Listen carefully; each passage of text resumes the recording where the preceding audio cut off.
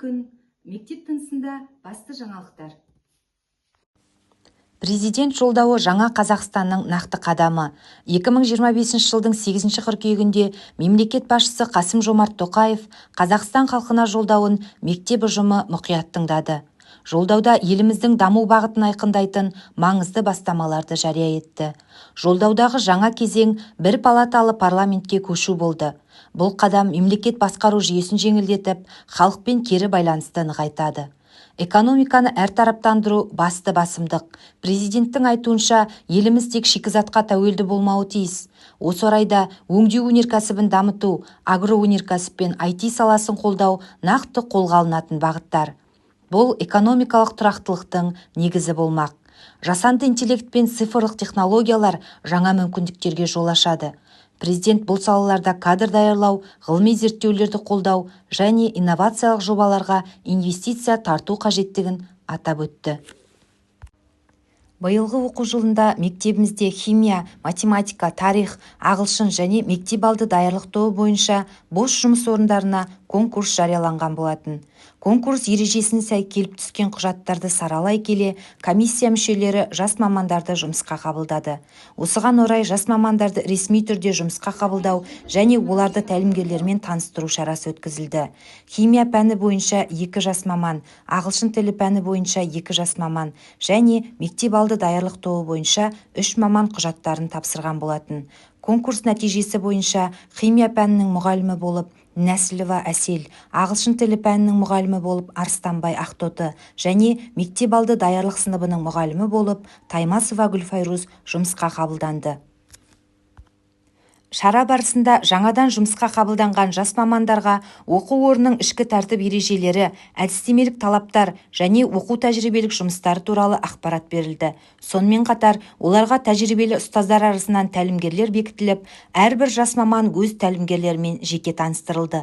Іс-шараның мақсаты жас мамандардың жаңа ортаға тез бейімделуіне, кәсіби дамуына қолдау көрсету және ұжыммен тығыз байланыс орнатуына жағдай жасау болды. Жас мамандар мен тәлімгерлер арасында алғашқы пікір алмасу сәті ұйымдастырылып, өзара сенім мен әріптестікке негізделген қарым-қатынас орнады. Тіл ұлттың жаны, Байтұрсынұлы тілдің шамшырағы. 5 қыркүйек Қазақстан халық тілдер күніне орай және қазақ тіл білімінің негізін қалаушы ұлт ұстазы Ахмет Байтұрсынұлының туған күніне байланысты мектебімізде бірқатар тағылымды іс-шаралар ұйымдастырылды. Апта бойы өткізілген шаралар аясында оқушылар тіл мәртебесін көтеру, ана тілімізге деген құрметті арттыру бағытында белсенділік танытты. Атап айтқанда, тілім менің тірегім атты ашық тәрбие сағаттары өткізіліп, оқушылардың тілдің маңызын өз ойларымен жеткізуіне ықпал етті. Ахмет оқулары ұйымдастырылып, оқушылар ұлт ұстазының өлеңдерін, аудармаларын, публицистикалық еңбектерін мәнерлеп оқыды. Мектеп кітапханасында Алаш арысы Ахмет Байтұрсынұлы атты кітап көрмесі жасақталып, оқушылар мен ұстаздарға оның өмірі мен еңбектері туралы кең мәлімет ұсынылды. Жоғары сыныптар арасында тіл татулық тірек атты дебат турнирі ұйымдастырылып, оқушылар тіл саясаты мен көптілділік мәселелерін талқылады.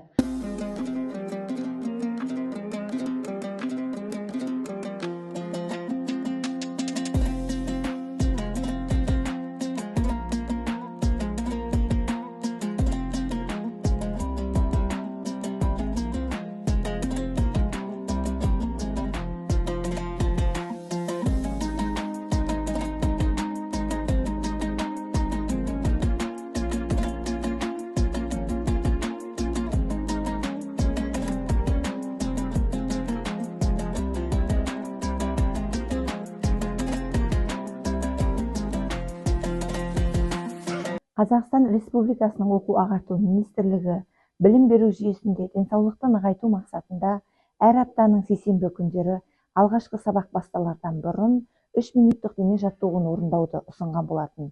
Сол бұйрықты орындау негізінде бүгін 9 қыркүйек күні 1 және 11 сыныптар аралығында 3 минуттық дене жаттығуы өткізілді. Алдағы уақытта да дәстүрлі түрде әр аптаның сейсенбі күндері дене жаттығуы өткізіле беретін болады. Қозғалыс денсаулық кепілі Қазақстан Республикасының оқу-ағарту министрлігінің бастамасымен еліміздің жалпы білім беретін мектептерінде аптасына бір рет сейсенбі күні бірінші сабақ басталмас бұрын 3 минуттық дене жаттығуларын өткізу қолға алынуда. Бұл жоба оқушылар мен педагогтардың денсаулығын нығайтып, оқу белсенділігін арттыруға бағытталған. Қазіргі таңда оқушылар жоғары интеллектуалдық жүктемеге ұшырап, қозғалыс белсенділігінің жеткіліксіз болып отырғандығы байқалады.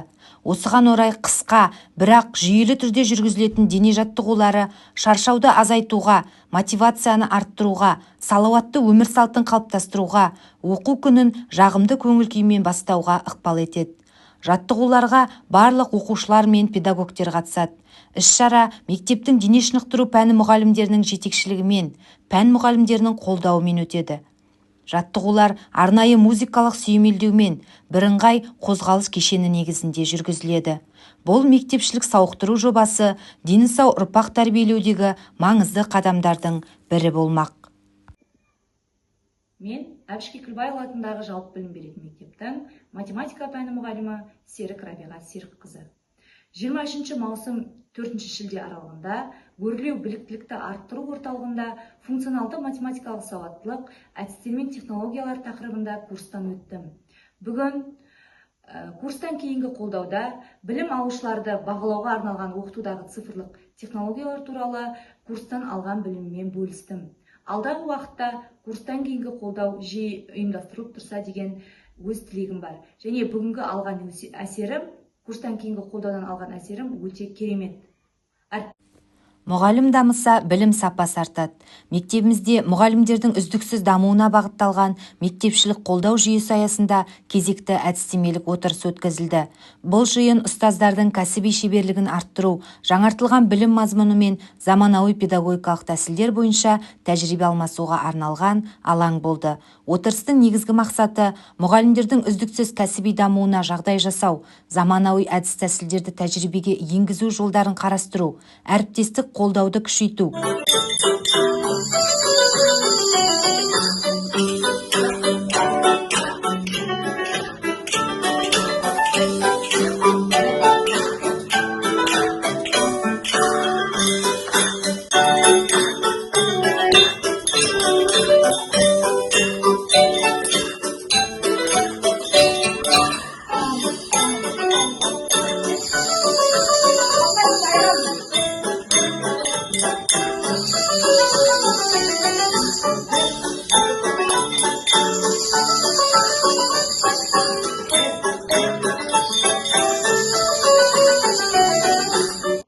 Мектеп тынысымен бірге болып, жаңалықтарды бірге тамашалаңыздар.